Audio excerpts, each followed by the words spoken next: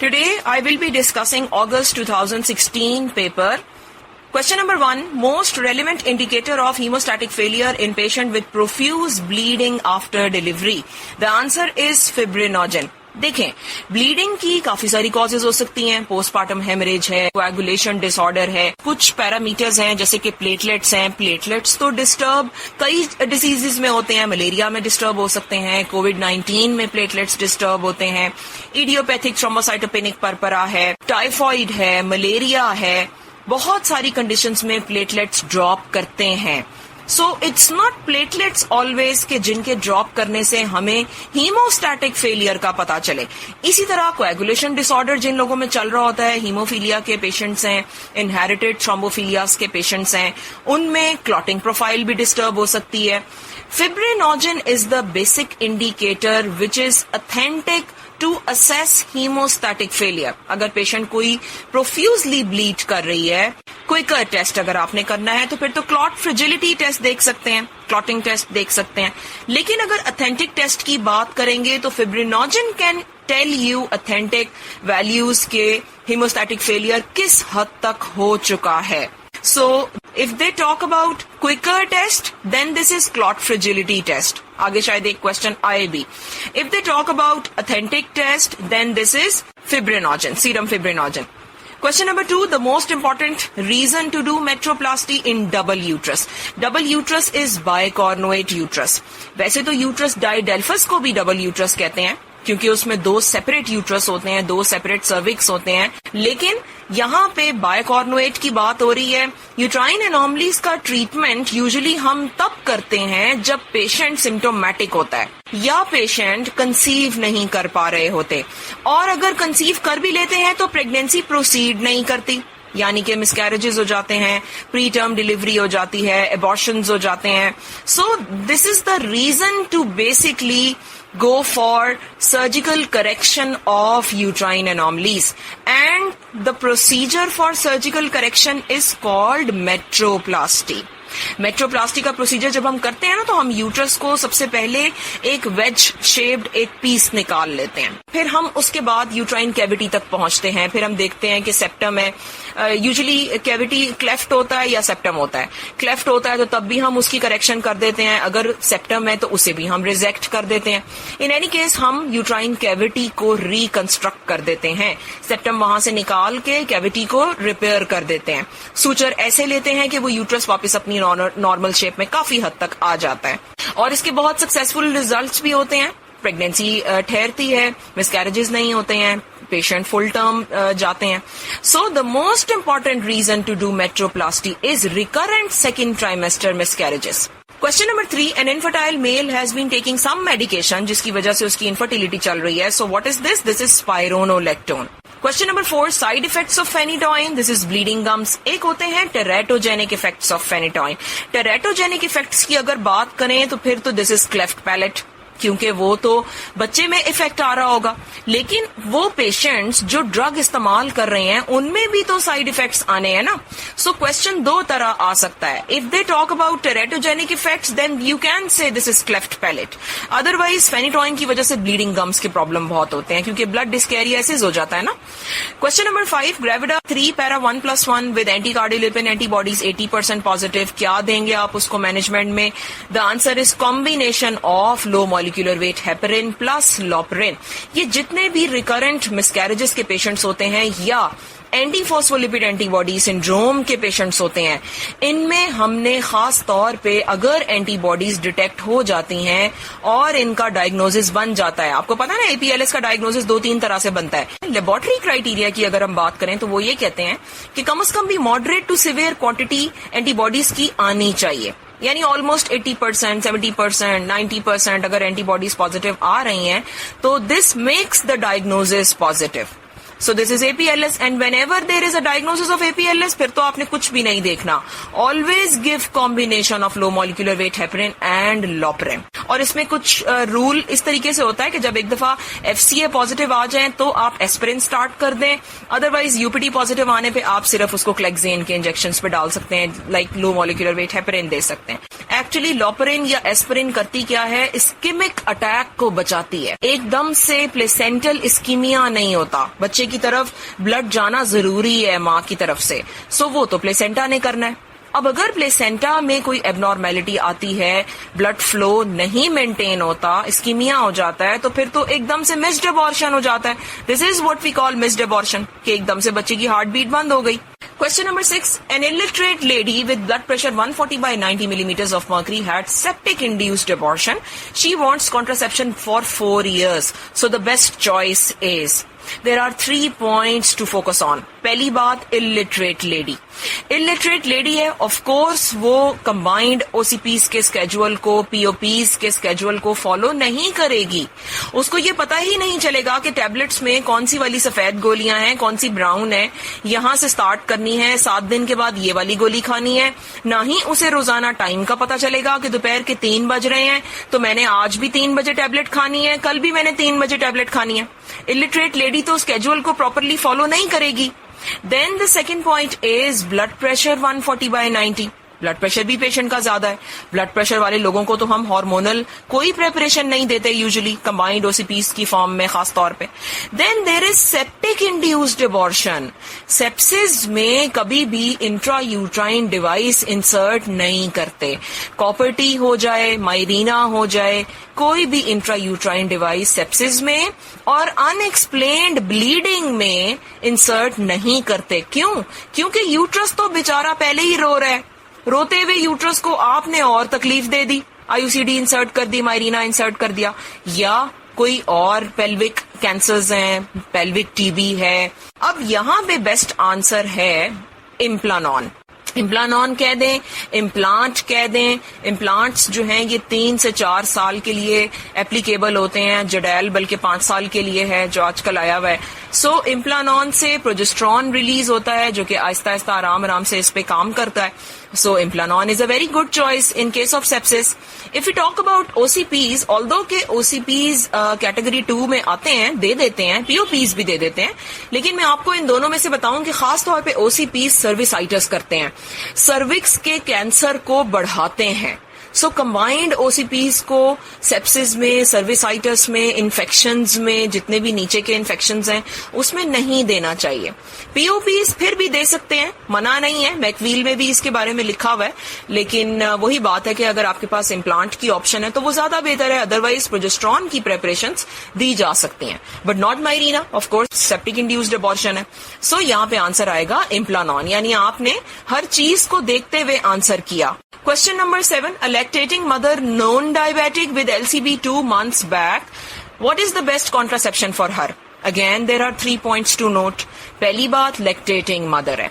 दूसरी बात last child born 2 महीने पहले है। लास्ट चाइल्ड बॉर्न के बहुत से सवाल आएंगे जिसमें आपने ये अंदाजा लगाना है कि डिलीवरी कितने दिनों पहले हुई थी। लास्ट चाइल्ड बॉर्न 2 महीने का मतलब है 8 वीक्स गुजर चुके हैं, यानी आप कॉपर टी इंट्रोड्यूस कर सकते हैं। कॉपर टी को ना रखने वाले शुरू के 4 हफ्ते होते हैं, यानी शुरू का 1 महीना कॉपर टी अवॉइड करते हैं। या तो आप पीपी आईयूसीडी के तौर पे रख दें, जो कि विद इन 48 आवर्स रखते हैं हम पोस्ट प्लेसेंटल आईयूसीडी, या फिर अगर आप भूल गए या कोई और रीजन था और पेशेंट घर चली गई डिलीवरी करवा के, तो फिर आपने उसको दोबारा नहीं बुलवाना, क्योंकि यूट्राइन परफोरेशन के चांसेस हैं। यूट्रस अभी इन्वोल्यूट कर रहा है, अपनी नॉर्मल पोजीशन पे वापस आ रहा है, सो अभी आपने उसको फिर परफोरेट नहीं करना। फिर अब आपने अगर if you are planning to insert copper T, then you can think of interval IUCD.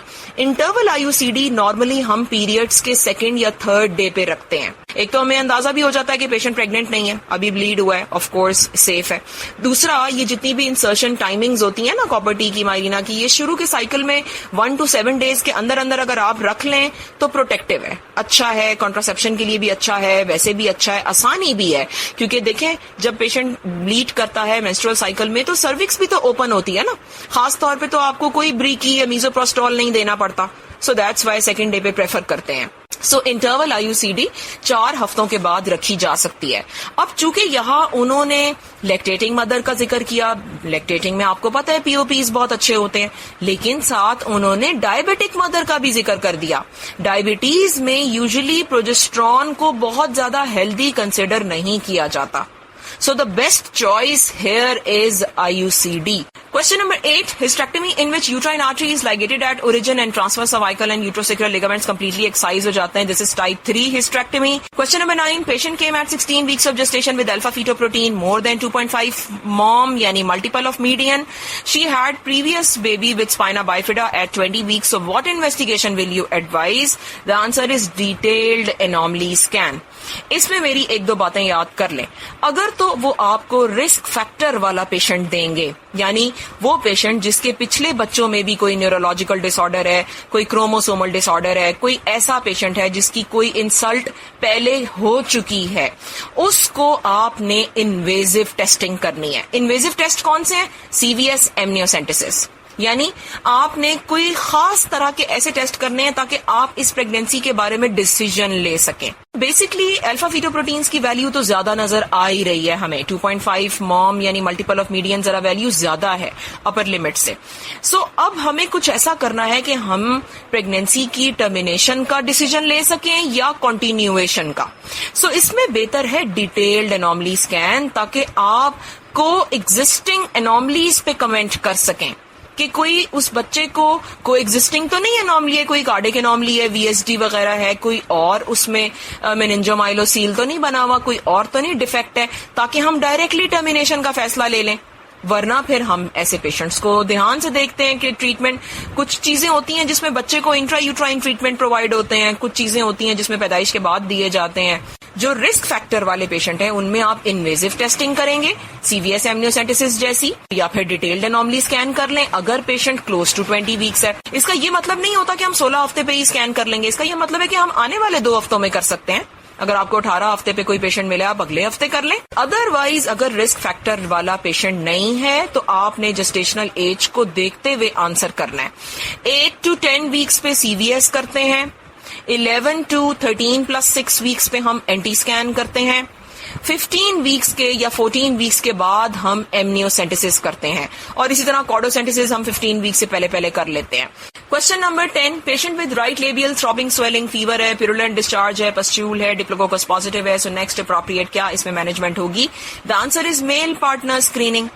STIs में, सेक्सुअली ट्रांसमिटेड इन्फेक्शंस में टेस्ट जरूरी है कि क्या आपका डायग्नोसिस बना, और उसके बाद हमने मैनेजमेंट को देखना होता है।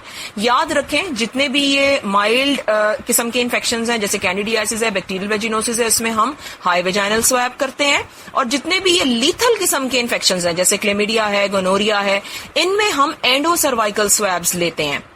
अब यहाँ पे तो उन्होंने डिप्लोकोकस पॉजिटिव बता दिया, यानी पेशेंट का हाई वेजाइनल स्वैब ऑलरेडी जा चुका है। स्लाइड के जरिए, माइक्रोस्कोप के जरिए हमने देख लिया डिप्लोकोकाई पॉजिटिव है। सो अब अगली चीज ये नहीं है कि आप दोबारा से उसमें स्वैब ले लें, अगली चीज है मेल पार्टनर स्क्रीनिंग, ताकि आप देख सकें कि आपने कपल को पूरा ट्रीटमेंट देना है, STIs को आपने देखना है। Question number 11, a patient comes with recurrent painful lesion of vulva. On examination she has abscesses, scars and deep ulcers, foul smelling discharge भी है. What is the diagnosis? ये जो dirty किस्म की lesion है ना, जिसमें abscess भी बने हुए हैं, scar भी हैं, this is basically hidradenitis suppurativa. Question number 12, regarding candidial infections, what is true? अब इसमें incomplete question है, हमारे सामने सिर्फ 2 options आ रही हैं. So इनमें से जो बेहतरीन है, that is oral azoles are more effective. याद रखें कैंडिडियासिस में टॉपिकल एंटी फंगल ज्यादा बेहतर होती हैं if we talk about married patients, जैसे कैनिस्टन है, जैसे गाइनोस्पोरिन है, जैसे लुमेक्सिन टी ओव्यूल्स हैं, काफी सारी चीजें इसमें आती हैं। But if there are unmarried patients then oral azoles are more effective, जैसे कि फ्लूकोनाजोल है, डाइफ्लुकैन के नाम से कैप्सूल आता है 150 मिलीग्राम का, मेकोनाजोल्स हैं, ये बहुत इफेक्टिव होते हैं और वीकली हम इसको ओरली देते हैं 4 वीक्स के लिए। जो रेजिस्टेंट केसेस होते हैं उनमें हम 6 वीक्स के लिए दे देते हैं। सो ये बहुत इफेक्टिव होते हैं। बट मैरिड लोगों में हम ज्यादातर टॉपिकल देते हैं, अच्छा इलाज होता है, टॉपिकल की टॉलरेंस अच्छी है, एफिकेसी अच्छी है। अनमैरिड में फिर हम ओरल पे जाते हैं। सो यहाँ पे जो बेहतरीन ऑप्शन फिलहाल लग रही है ना, this is oral azoles are effective. Question number 13, Gravida 2 para 1 in second stage of labor for the last 2 hours. Pelvic examination पे os 9 centimeter है, vertex -1 पे है. How will you manage? Labor के questions में mark my words 3 चीजों पे focus करना है. पेशेंट की क्या कंडीशन है? पेशेंट बहुत ज्यादा एग्जॉस्टेड तो नहीं है, पेशेंट के वाइटल्स तो नहीं शॉक में जा रहे, डिटेरियोरेट तो नहीं कर रहे, पेशेंट सही से पुश कर रही है, ठीक है. उसके बाद पेल्विक स्कोर कैसा है, पेल्विक पे बिशप स्कोर कैसा है, यानी सर्विक्स की डायलिटेशन कैसी है, डिसेंट कैसा है, फीटल हेड स्टेशन कहां पे है. It's not only cervical dilatation to focus on, हमने फीटल हेड स्टेशन भी देखना होता है कि वो कहां पड़ा हुआ है, बहुत ज्यादा हाई स्टेशन है. उसके बाद आपने सीटीजी को देखना है, यानी अगर तो सीटीजी ठीक है, मां की कंडीशन ठीक है, तो कोई बात नहीं, आप लेबर को चला सकते हैं. अदरवाइज जो डिसीजन लेने वाली चीजें होती हैं वो या तो डिटेरियोरेटेड वाइटल्स की बेस पे होती हैं, या किसी अरेस्टेड लेबर पे होती हैं, या फीटल डिस्ट्रेस के ऊपर होती हैं. अब यहां देख लेते हैं, पेशेंट ग्रेविडा 3 para 1 है, उन्होंने कोई ऐसा नहीं बताया कि पेशेंट के वाइटल्स कैसे हैं, ठीक ठाक पेशेंट लग रही है. 2 घंटे से वो सेकंड स्टेज पे है, यानी कि सेकंड स्टेज का मतलब है सर्विक्स फुली डायलेटेड है. अब उस हिसाब से तो ऑस को 9 सेंटीमीटर नहीं होना चाहिए था. सो या तो फर्स्ट स्टेज 2 घंटे तक चल रही है, या ऑस 9 सेंटीमीटर ठीक नहीं है, कोई तो एक बात है. बहरहाल हम इसको कंसिडर करते हैं कि सेकंड स्टेज है और वर्टेक्स -1 पे है. अब आप क्या करेंगे? How will you manage? The answer is wait for spontaneous delivery. हमें कोई उन्होंने नहीं बताया सीटीजी खराब जा रही है, माँ को कुछ हो रहा है, ठीक है, 2 घंटे गुजर गए, -1 पे तो आ ही गया है ना, 0 पे भी पहुंच जाएगा, कोई हार्ट रेट भी खराब नहीं है, वेट कर सकते हैं. और अगर इन्होंने फर्स्ट स्टेज भी दी होती ना ऑस 9 सेंटीमीटर के हिसाब से, तो तब भी ये बिल्कुल ठीक सिनेरियो है. -1 पे 9 सेंटीमीटर है, हो जाएगा, फुली डायलेटेड भी हो जाएगा. Question number 14, Gravida 3 para 2, previous to lower segment cesarean section, came at 22 weeks with ruptured membranes. She is 2 centimeter dilated, vitally stable है, FCA positive है, यानी कि वो expel कर रही है. 22 weeks पे expulsion का scenario दिया है. So the answer is spontaneous delivery. बेशक के वो patient previous 2 है, कोई बात नहीं, फीगो के प्रोटोकॉल को फॉलो करें. और previous 2 patients में आपने सिर्फ rupture uterus का ध्यान करना होता है, पल्स देखनी होती है, ब्लीडिंग देखनी होती है और टेंडरनेस देखनी होती है. अदरवाइज कोई बात नहीं, आप पेशेंट को एक्सपेल करने दें. एफसीए पॉजिटिव का हमने अब क्या करना, ये तो पुअर प्रोग्नोसिस है, so let it deliver. Question number 15, primary gravida fully dilated है, 1 घंटे से, she was given epidural, she is having mild to moderate contractions, foetal heart rate normal है, पेल्विक एग्जामिनेशन पे फीटल हेड स्टेशन 0 पे है, occipito posterior है, so what to do. अब देखें, मैंने आपको 3 बातें बताई ना, अब आप जरा यहाँ पे असेस करें. मदर है जो कि प्राइमरी ग्रेविडा है और वो 1 घंटे से फुली डायलेटेड है, एपिड्यूरल भी दिला हुआ है, ये एक और पॉइंट आ गया. एपिड्यूरल वाले में हमें थोड़ा जल्दी करना पड़ता है ताकि बच्चा फीटल हाइपोक्सिया में ना जाए. अगली बात उन्होंने कहा फीटल हार्ट रेट बिल्कुल नॉर्मल है, पेल्विक एग्जामिनेशन पे फीटल हेड स्टेशन 0 पे है और ऑक्सीपिटो पोस्टीरियर भी है. ऑक्सीपिटो पोस्टीरियर का मतलब है फेस टू प्यूब्स. ये जो फेस टू प्यूब्स वाले बच्चे होते हैं ना, ये आराम से नीचे आते हैं. कैफेलिक बच्चों से ये रिलेटिवली बहुत देर से डिसेंड करते हैं. सो इनमें हमने कुछ नहीं करना होता, बस हमने अच्छी सी हाइड्रेशन मेंटेन करनी है, पेशेंट को हमने कंजर्वेटिवली मैनेज करना होता है और बस इसको देखना होता है. लेकिन चूंकि एपिड्यूरल दिला हुआ है तो आपको पता है ना, मैक्सिमम 3 घंटे. अब यहाँ जो बात नोटिस करने वाली है, that is mild to moderate contraction. Fully dilated patient को सिवियर कॉन्ट्रैक्शंस आनी चाहिए थी. सिवियर कॉन्ट्रैक्शंस का मतलब है कि कम से कम भी 3 to 4 contractions in 10 minutes with intensity of 45 seconds. Almost 45 second, 40 to 45 second की सिवियर कॉन्ट्रैक्शन होती है. सो अब हमने क्या करना है, द आंसर इज ऑगमेंटेशन. आप इसको ऑगमेंट करें, एपिड्यूरल भी दिला हुआ है, हम ज्यादा देर भी नहीं कर सकते और चूंकि ऑक्सीपिटो पोस्टीरियर है, टाइम और ज्यादा लगेगा. सो माइल्ड टू मॉडरेट को थोड़ा सा सिवियर इंटेंसिटी पे करना चाहिए. ऑगमेंटेशन करेंगे बेहतर हो जाएगा. Question number 16, 18 years old primary gravida 8 weeks पे है, नोजिया वॉमिटिंग की कंप्लेंट कर रही है. ऐसा कौन सा मार्कर है जो कि सीरियस डायग्नोसिस की तरफ बताएगा, हाइपरेमेसिस ग्रेविडेरम? तो दिस इज हाइपोकैलीमिया. पता है ना आपको कि पोटेशियम लेवल कम होता है तो फिर एट्रियल फिब्रिलेशन स्टार्ट हो जाती है. सो हाइपोकैलीमिया डेंजरस होता है. क्वेश्चन नंबर 17 में patient had MVR mitral valve replacement, उसकी 3 महीने पहले हुई है. She presented with lower abdominal pain. She was diagnosed to have heterotopic pregnancy. Most appropriate management क्या है?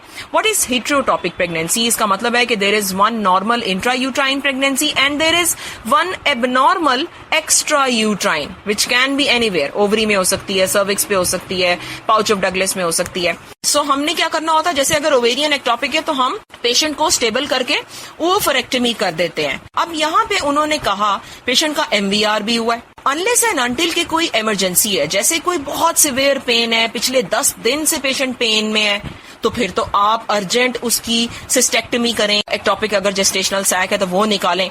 लेकिन यहां उन्होंने हमें ऐसा कुछ नहीं कहा, लोअर एब्डोमिनल पेन कहा है एंड दैट्स इट, और खास तौर पे उन्होंने एमवीआर मेंशन कर दिया। सो अगर क्वेश्चन में वो ज्यादा सिवियर पेन कहते हैं तो फिर ठीक है, आप लेप्रोस्कोपी की तरफ चले जाएं। अदरवाइज यहां पे आंसर है local KCL under ultrasound guidance. Guidelines हमें कहती हैं कि अगर हिट्रोटॉपिक प्रेगनेंसी है, you can give local KCL. KCL sac में जाता है, थोड़ी देर बाद फीटल एरिथमिया स्टार्ट हो जाता है, फीटल कार्डिक एक्टिविटी एब्सेंट हो जाती है और सैक भी डिसॉल्व हो जाता है। सो केसीएल एक बहुत अच्छी चीज है, सर्कुलेशन में भी नहीं जाता, सैक के अंदर रहता है और वहीं पे ही सब चीजें खत्म हो जाती हैं। This is a very good thing for heterotopic pregnancy. So the answer is option D, local KCL under ultrasound guidance. और वैसे भी आपको ये बात पता होनी चाहिए कि अगर पेशेंट आपका अनस्टेबल है, चाहे वो वाइटली अनस्टेबल हो रहा है या वो बहुत सिवियर पेन में है, तो लेप्रोस्कोप अंदर नहीं डालना चाहिए। Always go for open abdominal procedure, चाहे पेशेंट एक्टोपिक का है या कोई भी है। लेप्रोस्कोपी आपने दरमियाने पेशेंट में करनी है। एमवीआर वाले पेशेंट में लोकल केसीएल देने का कोई नुकसान नहीं है।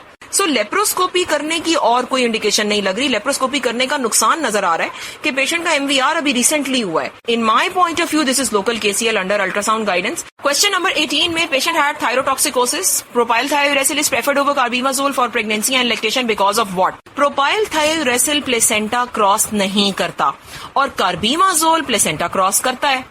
अब ऑफ कोर्स वो चीज जो प्लेसेंटा क्रॉस करती है वो फीटल सर्कुलेशन में ज्यादा पहुंचेगी ना। प्रोपाइल थायोरेसिल इसीलिए अच्छा है कि वो मदर की सर्कुलेशन में तो चलता है, लेकिन वो बच्चे की सर्कुलेशन में जाके खामखा डिस्टर्ब नहीं करता। कार्बिमाजोल उस केस में अच्छी ड्रग है अगर फीटल थायराइड डिसऑर्डर आ जाए, प्रेगनेंसी में ही यानी इन यूट्रो फीटल थायराइड डिसऑर्डर आ जाए, तो फिर हम क्या करते हैं कि माँ को कार्बिमाजोल पे शिफ्ट करा देते हैं, क्योंकि उस सूरत में माँ का थायराइड डिसऑर्डर भी स्टेबल रहता है, बच्चे का थायराइड डिसऑर्डर भी ठीक हो जाता है। Propyl थायोरेसिल is otherwise the drug of choice for the mother having hyperthyroidism. Mother के लिए प्रोपाइल थायोरेसिल पीटीयू तीनों ट्राइमेस्टर्स में बहुत अच्छा रोल प्ले करती है। अब यहाँ पे उन्होंने साइड इफेक्ट्स के बारे में बात की हुई है, सो यहाँ पे आंसर आएगा option C, reduced cardiac defect, क्योंकि ये प्लेसेंटा फ्रीली क्रॉस नहीं करता, दैट्स वाई इसके कुछ कंजेनिटल डिफेक्ट्स भी कम होते हैं। Question number 19. Patient conceived spontaneously 3 years after renal transplant. Labs are normal. What to do? The answer is continue pregnancy with immunosuppression. ये जो रीनल ट्रांसप्लांट के पेशेंट होते हैं, इनमें सिवियर ग्राफ्ट रिजेक्शन के चांसेस होते हैं। सो इन्हें कोई ना कोई इम्यूनोसुप्रेसेंट पे डालना पड़ता है, जैसे कि एजाथायोप्रिन है, साइक्लोस्पोरिन है। अब इनमें जो सेफ ड्रग्स कंसिडर होती हैं वो एजाथायोप्रिन है, it is a safe drug in pregnancy, और इसके अलावा टेक्रोलिमस है, फिर उसके बाद साइक्लोस्पोरिन्स हैं, माइकोफिनोलेट बिल्कुल भी नहीं देते। और रीनल ट्रांसप्लांट वालों को इम्यूनोसुप्रेसेंट कंटिन्यू करना चाहिए। इनकी जो किडनी की प्रोफाइल है वो इम्यूनोसुप्रेसेंट पे ही ठीक रहती है, नॉर्मल रहती है।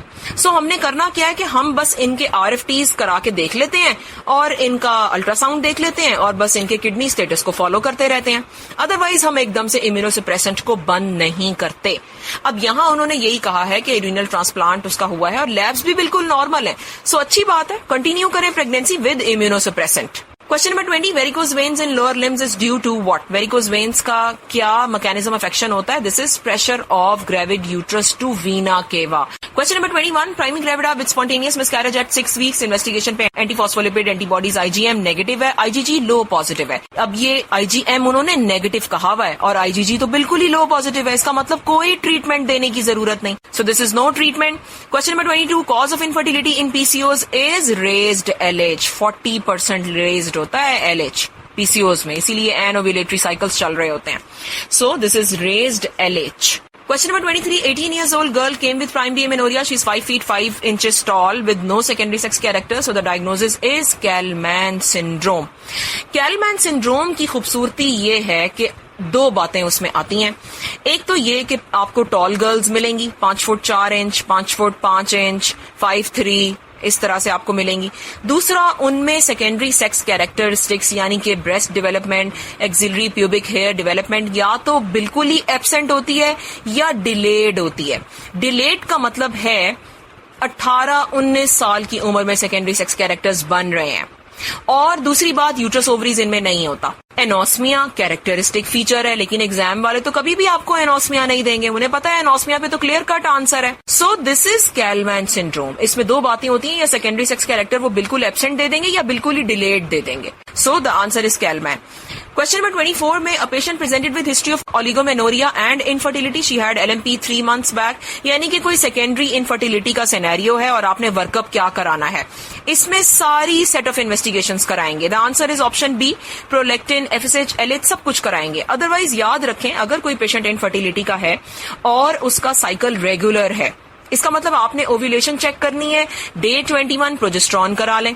अगर वो प्रोजेस्ट्रॉन 30 की वैल्यू पे आ रहा है, दैट इज क्वाइट गुड। अगर वो 10 से नीचे जा रहा है, इसका मतलब है कि आप ओव्यूलेशन चेक करें, कोई मसला है, LH FSH कराएं। और अगर कोई पेशेंट स्कैंटी साइकिल है, जैसे कि ओलिगोमेनोरिया है, जैसे इनफ्रीक्वेंट साइकिल है, जैसे PCOS वाले होते हैं, प्रोलॉन्ग साइकिल्स होते हैं, अगर उसका साइकिल रेगुलर नहीं है तो फिर आपने डायरेक्टली LH FSH कराना है, ताकि आपको ओवेरियन रिजर्व्स का पता चल सके। क्योंकि आपको पता है ना कि फीमेल्स में हाइपोथैलेमस पिट्यूटरी ओवेरियन एक्सेस होता है, जो कि बिल्कुल नॉर्मल काम करता रहे तो चीजें चलती रहती हैं, और इनमें से किसी में भी अगर प्रॉब्लम आ जाए तो फिर हमारे पास इश्यूज आना स्टार्ट हो जाते हैं। सो जब भी हम इसका वर्कअप स्टार्ट करते हैं ना, तो हम स्टेप नंबर 1 से करते हैं, यानी कि ओवरीज को हम देखते हैं, फिर उसके बाद हम ऊपर जाते हैं, पिट्यूटरी को देखते हैं, फिर और ऊपर जाते हैं, हाइपोथैलेमस को देखते हैं। इस तरीके से हम प्रोसीड करते हैं।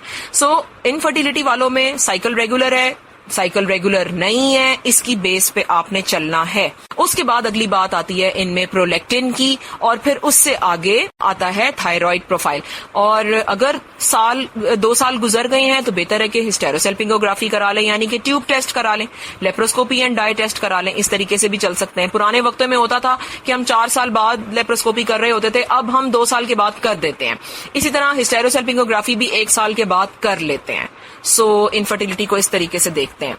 क्वेश्चन नंबर 25 में a girl presented with primary amenorrhea, absent secondary sex characters, infantile uterus on ultrasound, raised FSH LH, what is the diagnosis? The answer is Mullerian agenesis. Question number 26 में 14 years old girl है, progressively increasing cyclical left pelvic pain है since menarche, and menstrual cycle regular है। Pelvic examination पे uterus 1 side पे deviate है, elongated left adnexal structure है which is पैल्पेटेड above left sided vaginal mass. So what is this? This is uterine anomaly, और ये length का सवाल है। क्वेश्चन नंबर 27 में 26 years old नली पेरेस मैराथन रनर है।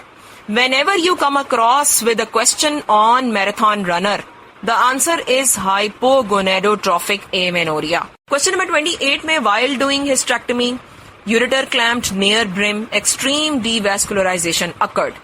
How will you manage? यूरेटेरिक जो इंजरीज होती हैं ना, उसमें 2-3 तरह की इंजरीज आती हैं। ट्रांसैक्शनल इंजरीज आती हैं, लेसरेशंस आती हैं, फिर उसके बाद डीवैस्कुलराइजेशन आता है। डीवैस्कुलराइजेशन का मतलब है ब्लड सप्लाई वहां की कॉम्प्रोमाइज हो गई है। ऑफ कोर्स अगर किसी जगह की ब्लड सप्लाई कॉम्प्रोमाइज हो जाए तो वो पार्ट इस्केमिक हो जाएगा, डेड हो जाएगा, वो आपके काबिले इस्तेमाल नहीं रहेगा। सो आपने डीवैस्कुलराइज्ड पार्ट को ठीक करना है, ठीक है ना। अब यहां उन्होंने कहा कि ureter clamp near brim, pelvic brim iliopectineal lines से बनता है। अब वो जो पेल्विक ब्रिम है वो बड़ा इनिशियल लेवल है, ऊपर का लेवल है। क्यों? क्योंकि वो तो फॉल्स पेल्विस है, ट्रू पेल्विस तो उसके नीचे नीचे है। सो यहाँ पे यूरेटर बड़े अर्ली लेवल पे क्लैंप हुआ है। अब यहाँ पे जो इसका आंसर आएगा that is option D, end to end anastomosis. याद रखें, प्रॉक्सिमल लेवल पे अगर यूरेटारिक इंजरीज आई है ना, तो आप एंड टू एंड एनास्टोमोसिस भी कर सकते हैं, यूरेट्रोस्टोमी भी कर सकते हैं। चूंकि ये प्रॉक्सिमल लेवल है, ब्रिम का लेवल है, so this is end to end. अगर वो कहते कि डीवैस्कुलराइजेशन डिस्टल एंड पे हुई है तो फिर हम डिस्टल एंड का इलाज करते। Question number 29, 48 years old lady with history of BSO presented with sexual dysfunction, so the treatment is. अब ये पेशेंट सेक्सुअल डिसफंक्शन के साथ आई है। The answer is estrogen and testosterone implant. याद रखें, loss of libido, sexual dysfunction, इन्हें ignore नहीं करना एट एनी एज ग्रुप। या तो लॉस ऑफ लिबिडो के लिए टिबोलोन इस्तेमाल होता है, दूसरा एस्ट्रोजन और टेस्टोस्टेरॉन के इम्प्लांट्स बड़े अच्छे चलते हैं सेक्सुअल डिसफंक्शन में। सो यहाँ पे आंसर आएगा ऑप्शन ई। क्वेश्चन नंबर 30 में 65 years old पेशेंट है, is seen in gynae clinic with history of feeling of lump in vagina. She had TH for benign uterine disorder, on examination she had complete vaginal vault prolapse. क्या बात है जो vaginal vault prolapse के लिए ठीक है? The answer is option C, it can be caused by excision of uterosacral ligament. अब देखें, it can be treated with sacrohysteropexy. Sacrohysteropexy तो यूट्राइन प्रोलैप्स का ट्रीटमेंट है, वॉल्ट प्रोलैप्स का तो नहीं है ना. सेक्रोस्टेरोपेक्सी में हम क्या करते हैं? Sacro means sacrum, hystero means uterus, pexy means mesh. हम यूट्रस को सेक्रम के साथ टाई करके मैश अप्लाई कर देते हैं. इसी तरह there is another terminology, sacrocolpopexy. Colpos means vault. आप वॉल्ट को सेक्रम के साथ टाई कर देते हैं और मैश अप्लाई कर देते हैं. सो सेक्रोकॉल्पोपेक्सी अगर होता तो फिर तो हम वो कर देते. वॉल्ट प्रोलैप्स या यूट्राइन प्रोलैप्स यूट्रोसेक्रल लिगामेंट के वीक होने की वजह से होता है. एक कार्डिनल लिगामेंट भी होता है जो कि यूट्रस का बड़ा मेन लिगामेंट है, मैकेनरॉथ लिगामेंट जिसे आप कहते हैं, लेकिन वो यूट्रस की मेन सपोर्ट तो कह सकते हैं आप. लेकिन अगर प्रोलैप्स के पॉइंट ऑफ व्यू से वो आपको पूछते हैं ना कि कौन सा लिगामेंट है जो इसका कल्प्रिट है, then this is uterosacral. Alright, question number 31. 65 years old lady है, presented with hot flashes and vaginal dryness. She was treated for advanced CA breast taking HRT. So which drug is responsible for all this? The answer is Raloxifene. Raloxifene vaginal dryness भी करती है और भी hot flashes भी करती है. ये बहुत सारे काम करती है और ये आप CA breast वाले patients को देते भी हैं. Question number 32 में, a patient who is wife of a laborer presented with hot flashes and vaginal dryness. She was prescribed sequential HRT but she doesn't want to have menses. So which HRT will you now prescribe? The answer is continuous estrogen progesterone. एक तो वो wife of a laborer है, महंगी चीजें वो बर्दाश्त नहीं कर सकती, बार बार के ट्रिप वो बर्दाश्त नहीं कर सकती, ठीक है, और अब वो उसको अपने पीरियड्स भी नहीं चाहिए. सो इट्स बेटर कि आप उसका परमानेंट इलाज करें. The answer is continuous estrogen progesterone combined. आप उसको हार्मोन्स पे डालें, उसका यूट्रस साइलेंट रहेगा. Question number 33. A lady who had irregular PV bleeding came with fractional curettage showing both endometrial and endocervical glandular involvement. So the management is option C, hysterectomy plus BSO. Fractional curettage क्या होता है? When you cure it from cervical canal, this is called fractional curettage. यानी आपने patient को theatre में लेटाया, dorsal position बनाई और आपने क्यूरेट अंदर इंट्रोड्यूस किया एंड सर्वाइकल कैनाल में से आप क्यूरेट करते करते बाहर आ गए. This is fractional curettage. Once you go inside the uterus, फिर वो एंडोमीट्रियल क्यूरेटाज है, फिर वो अंदर एंडोमीट्रियल डीएनसी भी कह लें, क्यूरेटाज कह दें, लेकिन ये फ्रैक्शनल होता है जो सर्वाइकल कैनाल में से होता है. तो अगर सर्वाइकल कैनाल के एरिया में आपको एंडोमीट्रियल सेल मिल रहे हैं तो इसका क्या मतलब है? So this is basically stage 1. Stage 1 में हमने THBSO करनी होती है. So the answer is option C. Question number 34. During surgery for vault prolapse, that is sacrospinous fixation, patient had profuse vaginal bleeding. So which artery got damaged? The answer is pudendal artery. इसमें भी मैंने आप लोगों को अपना audio भेज दिया है. याद रखें, कॉमन आर्टरी डैमेज का पूछेंगे तो inferior gluteal artery है. Profuse hemorrhage का पूछेंगे तो फिर pudendal artery है. So this is pudendal artery. So this was all about August 2016 paper.